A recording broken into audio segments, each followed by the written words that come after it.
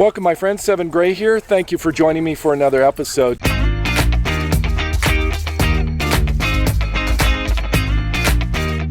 Today I'm doing another step van tour. I have a guy I've been following for a while on Cheap RV Living, and I'll do a link in the description below of his build.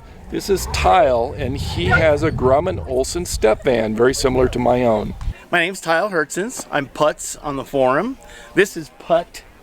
That came from another forum where they said you need to name it Putt so you could do a thread called Putz, Putz, and Putt. But anyway, that's Putt. It's a 2005 Morgan Olson step van. It's got a VT365 engine in it, which is not a very good engine. I lust after Seven's engine, the Cummins. But that didn't stop me from spending 2.5 years putting it together and living in it. And my intention is to retire. I've just finished retiring, selling my house. I'm no longer even living in my house. I'm in the driveway. It's basically empty, getting worked on. And my dog Dart, right there, and I have been living in my driveway, and it's going great. I'm enjoying it a great deal. This was initially a newspaper truck for the Chicago Tribune, and I got it completely blank, completely empty.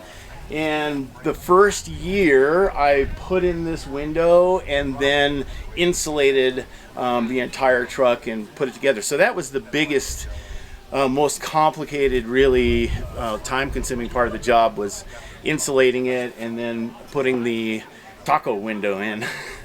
To me, stealth is very, very important because I do plan to visit friends, and I just like the ease of being able to park in a lot of places. I love railroad and trains, and so I end up parking in industrial areas near railroad tracks. In fact, last week I parked so close to the train that when the coal cars went by, I could feel the bed moving up and down with each passing car. But my sound insulation is pretty good, and it's not terribly loud in there, although it's a little bit, but I like the sound. The toolbox is a very late addition, and I needed it because I really don't have much space in my garage. My build is really about only 80-85% done, and this is going to be completely changed and have an electric bike and an electric bicycle in there and a bunch of stuff in there, and it takes up a lot of room, so I added this toolbox in order to be able to keep all my tools in it. And Seven will appreciate this. That means that when I have to do some work on the vehicle, because I will be continuing work on the vehicle, I can put a table right here and all my tools are right here, and it makes it very, very convenient. One unusual thing, and we'll get to when we get to the inside of the vehicle, but you'll notice these vent holes in the wall over there, and those are to allow air in through the walls, and we'll show you why later. There will also eventually be a vent that's mounted right here on the back of the vehicle, but it's not there yet. So this is my dog D'Artagnan, or Dart, and he lives up to the name Dart. He's very speedy and moves around. He's a Skipper Key, which is a Belgian dog, and they're great little alarm dogs and traveling dogs. A lot of ocean sailors use them have them on their boats because they're really handy for that. And so I built him a little box, and he travels up here and sticks his nose out the window, and he just really enjoys doing it.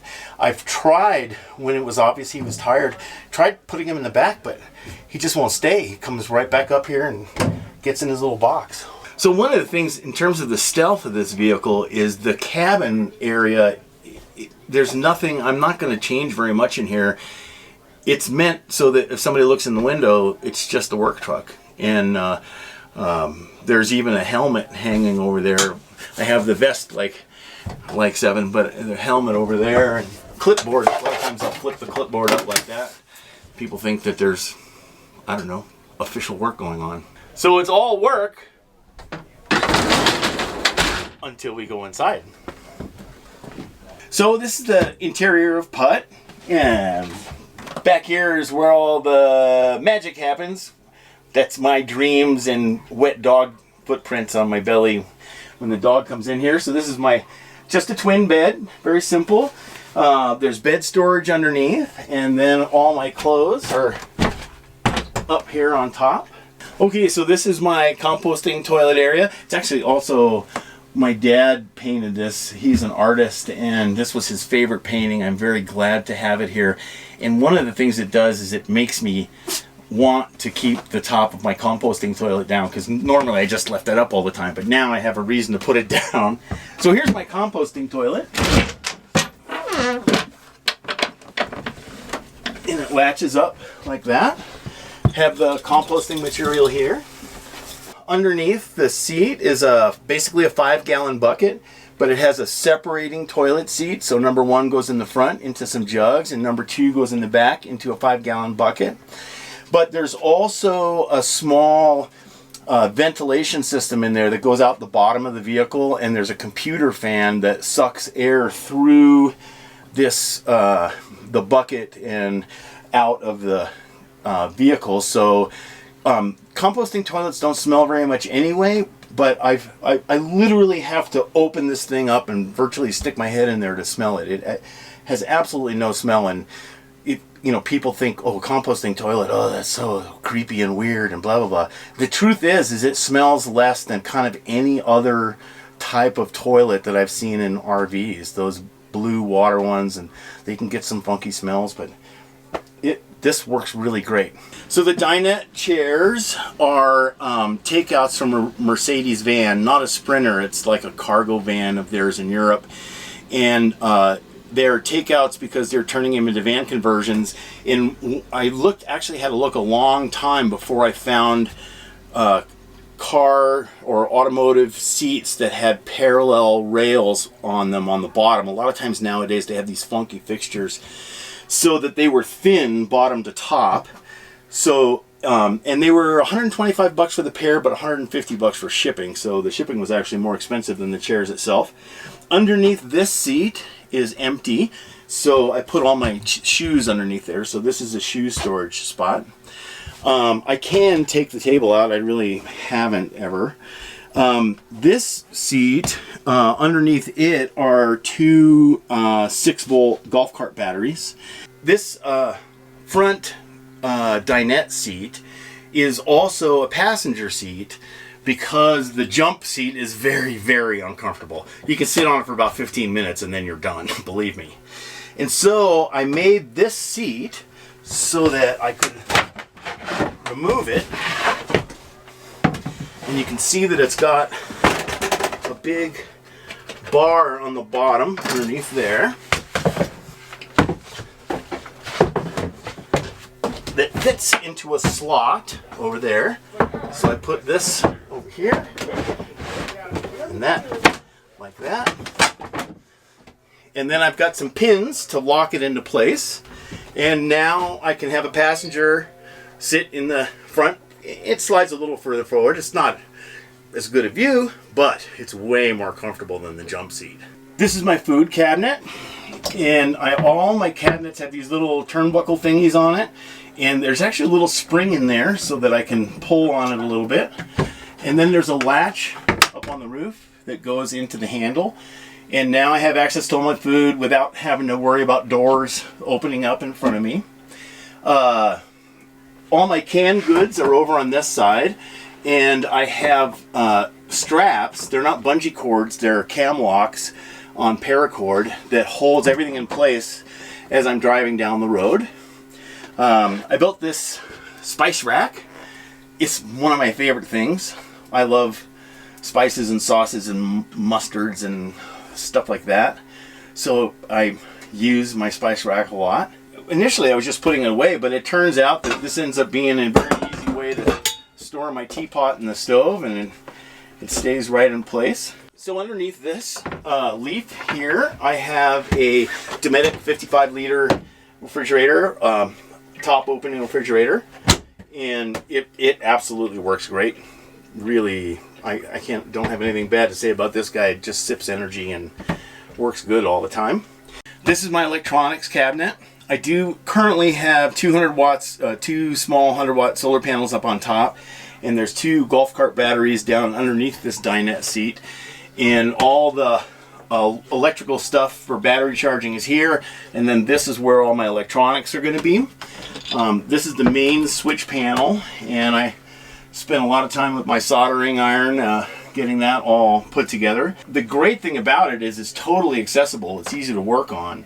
I'm going to do a similar thing on this door where I mount my radio. I might get a ham radio, and I don't know what all. Also, there'll be computers in here, but I'll mount those radios again on the door so it get access to the rear is very, very simple. And then this door, same thing. Eventually there'll be some lighting controls. I'm going to get some other LED lights and also thermometers. I kind of need to have 4 or 5 thermometers to run my cooling system in this rig.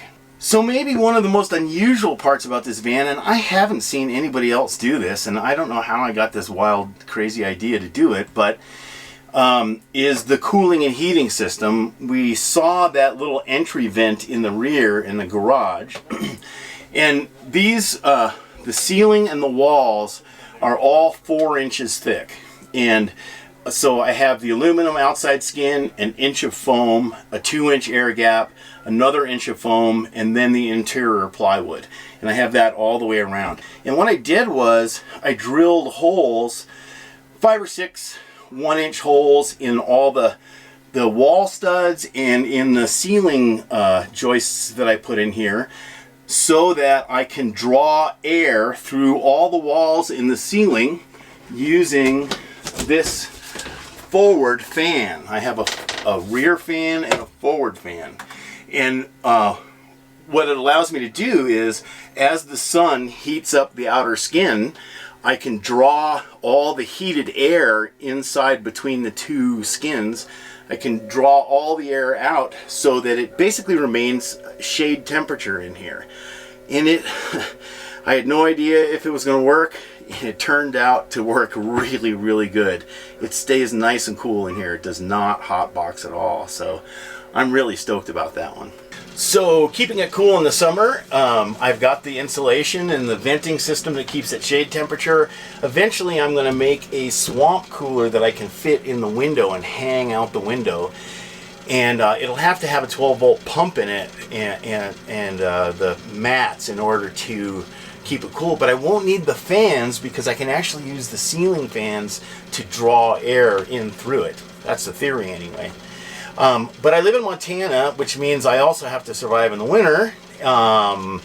And so I did get one of the Wave 3 heaters. It's underneath the dinette table here, and boy, I love that. It doesn't put up very much moisture at all, and I've got good insulation, so it keeps it nice and warm. So really great little heater, absolutely.